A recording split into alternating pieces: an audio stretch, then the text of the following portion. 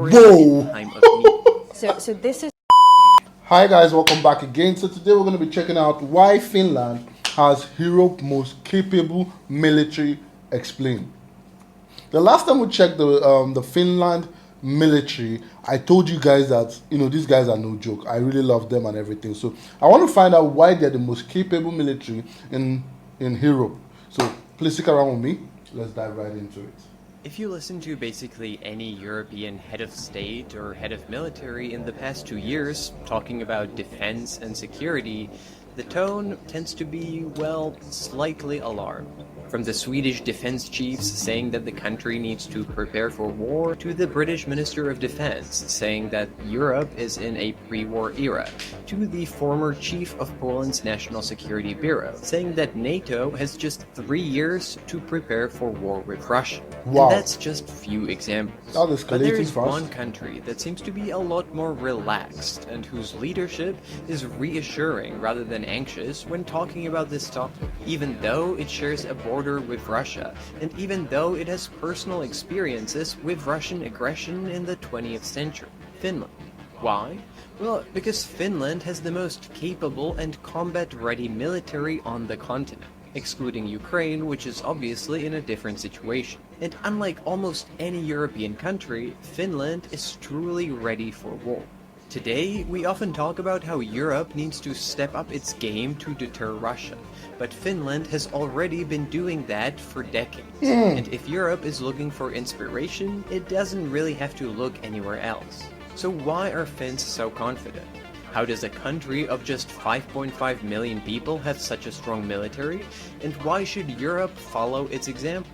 To find out, I spoke with an expert on Finnish defense policy and military, Mina Alander.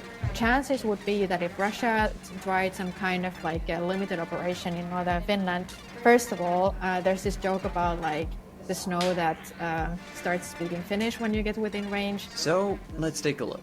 Now, the first part of a preparedness for war are the numbers. Whether you have the mass of people, the capacity to train them, and the equipment that they can use. After all, one of the advantages that Russia has always had is the ability to just throw bodies at their opponents. And without the ability to field a significant force, any fight would be very short-lived. Yeah. And despite having a small population, in this regard, Finland really delivers. Although it only has a small force of 24,000 professional full-time soldiers, in case of war, it can quickly mobilize to a wartime strength of 280,000 soldiers by calling up reservists who know exactly what position in which unit they would go to and train for that on a regular basis. That means that within just a few weeks, Finland can call up to arms roughly 5% of its population, which is a number comparable to Israel. But on top of that, it also has a pool of almost 900,000 reservists, men and women who have received military training and can be called up to replace losses in case of war. And although that would probably be difficult for the economy, Finland is, at least in theory, prepared to call up roughly 20% of its population, which is already trained and ready to fight in case it really needed it. Beautiful. And just to put this into perspective, if the UK, which is roughly 12 times larger population than Finland, would adopt the same model, it should be ready to mobilize 3 million soldiers, with another 10 million in reserves to draw from. And if we apply the same ratio to the US, the United States would have 16 million soldiers in wartime strength and 55 million in reserves. Now, these sound like absurd numbers because neither of the two countries would likely ever be able to train or equip nearly as many people. But in case of Finland, these numbers are real. And they are not just on paper. There are real people with training under their belt and equipment waiting for them in storage in time of need. So this is sort of the big difference. Like kind of the point of departure is a very different one. Many other European countries now have to turn the ship around like 180 degrees because they went all in on this expeditionary force model, focus on crisis management and so on, where you have like a small mobile force. And almost nobody kept up this Finnish style, old school, large reserve. And it's not just the people. Finland has been one of the major supporters of Ukraine, supplying military equipment for the entire duration of the war. And the reason it's been able to do that is because it has everything that other European nations don't have, including many things that prior to the war in Ukraine have been considered outdated and unnecessary. Finland has, for example, something like 600 tanks, probably the strongest artillery force in Europe, and massive stocks of ammunition, so that it can actually keep fighting longer than a week. According to the Finnish top general, on a per capita basis, Finland has the most firepower in Europe, and it has the kind of equipment that is needed to fight exactly the kind of war that we see in Ukraine. Grinding, attritional war with high losses, and high rate of consumption of material and ammunition. But why and how has Finland been able to amass such a considerable military, especially when compared to the rest of Europe, including other, even wealthier Nordic countries like Sweden or Norway? The Finnish defense forces have probably never been as well equipped as they are now. This is a result of very long-term and foresight analysis-based procurement decisions over the past 20-30 years. Just a quick break here. In the coming months, I will be starting a newsletter focused on what you need to know and what you might have missed in geopolitics. It's completely free and you can already sign up for it, and it would be quite helpful if you do that. You can find the link for the sign up in the description below. And now, back to the conversation. During the Cold War, Finland's preparedness didn't really stand out the way it does today, as everyone was forced to take defense seriously back then. For context, the West German military was twice as large as the German military today, with a wartime strength of over 1 million people. But while in the 1990s, Europe started enjoying the peace dividend and all the countries were cutting down their budgets, for Finland, the Russian threat never really went anywhere. And the Cold War... Technically, they have always been, they have always been prepared. And they are ready for anything. I love that fact. And the fact that they train some of their civilians and put them in reserve, and give them, I don't know if it is weekly or monthly, training. That's very good. Which means if anything should happen tomorrow now, the number on paper is going to triple or even, times 10. And that's massive. That's really great. And I never really knew that Finland has a very small population. 5 million. Wow.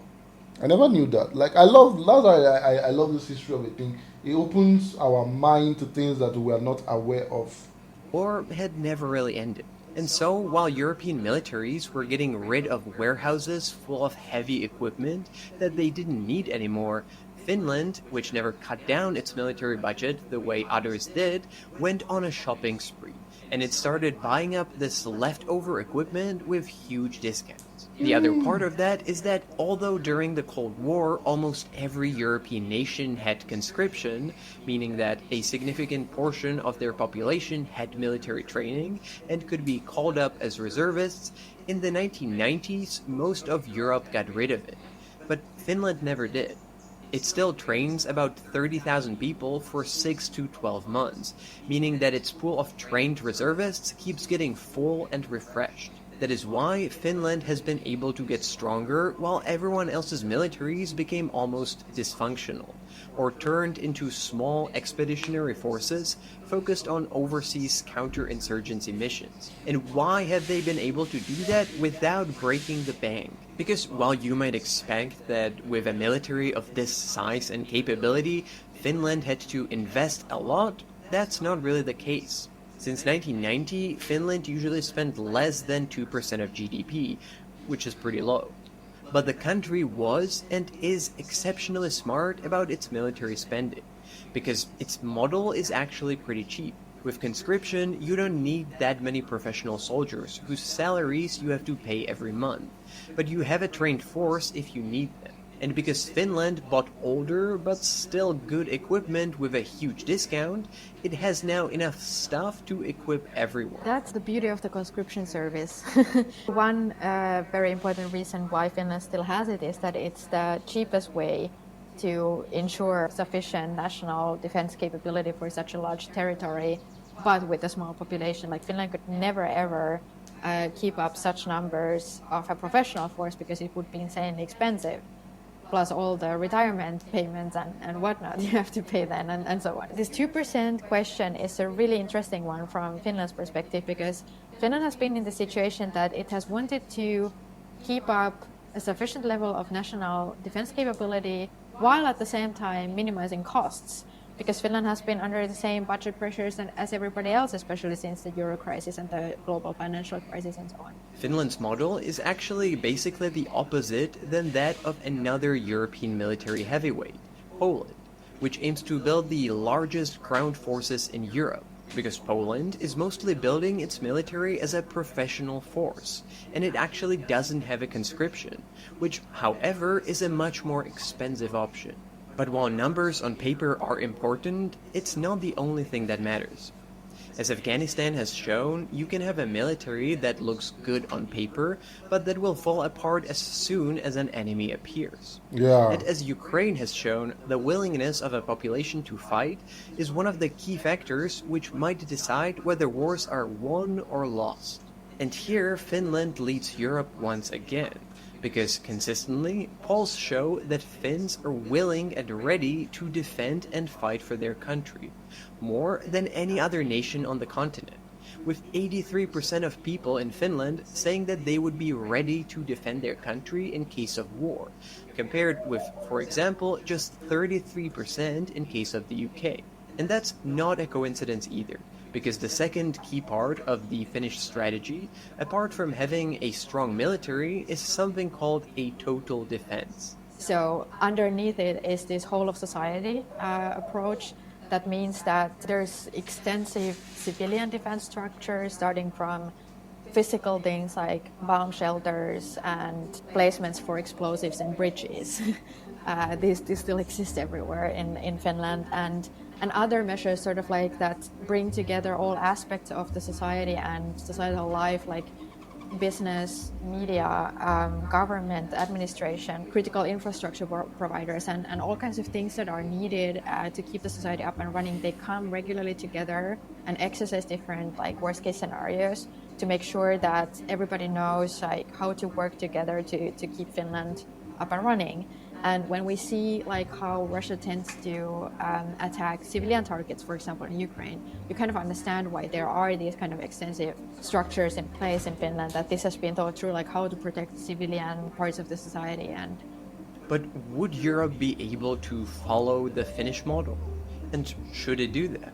Even if you don't like reintroduce conscription, which I don't think is necessary everywhere, and it's maybe not the best idea either everywhere. Like in Finland, it's really connected to the high willingness to defend the country, and if that's not given, it will be very hard to like introduce something like this. I would say that this societal resilience is the part that is applicable everywhere. I think in many European countries, because of the discontinuation of the conscription and because of the professionalization of the armed forces, there has been a certain like disconnect between like national defense and the society, and that these like topics don't meet sort of, or that the society doesn't really think about it. It feels like something sort of distant and so on. But I think that this overall resilience thinking, that you improve governmental cooperation across different ministries and levels of administration to take this more holistic view of potential threats, because that's precisely the case right now. We hear all these reports about Russia planning sabotage attacks and so on. So these are very like complex matters. Like it's not so straightforward that now we have peace and then we have war and there's some kind of clear-cut sort of moment in between. I think that's at least definitely something that could be exported. I don't really have much to add on that, because it is very, very, very clear to me that they are prepared. I'm not just prepared, they have invested in keeping reserves. It's just like It's just like training a lot of civilians, and when the need arrives, you can be like, oh, you don't have to go over the thing again. They have already been trained, and the fact that they actually run exercises for them to make sure that they don't forget what they have learned is key point, because that way they ensure that, oh, if it's okay, you have been dispatched to battalion B, you know what is battalion B. You've been dispatched to Air Force Commander Z, you know where you are going to. They give you a command, they do like this, you know what it means, because I don't know what I just did. Well, this is quite educative. I love that. And I love the fact that the Finnish people, you know, they work smart. They work smart, which is very important. They work smart. They were smart in when people, some things that people discarded, they, you know, took them in. And, you know, currently now we could see the strength in that. You understand? We could see the effectiveness of it. It has bolstered their strength. It even helped their economy. It helped them not to spend a lot of money in buying new flashy things, but spend little and still have those things. Well, it's really a great strategy. I really love that. Well, don't forget to like, subscribe, and comment on this video. I'll see you guys on the next one. For now, remain blessed and bye.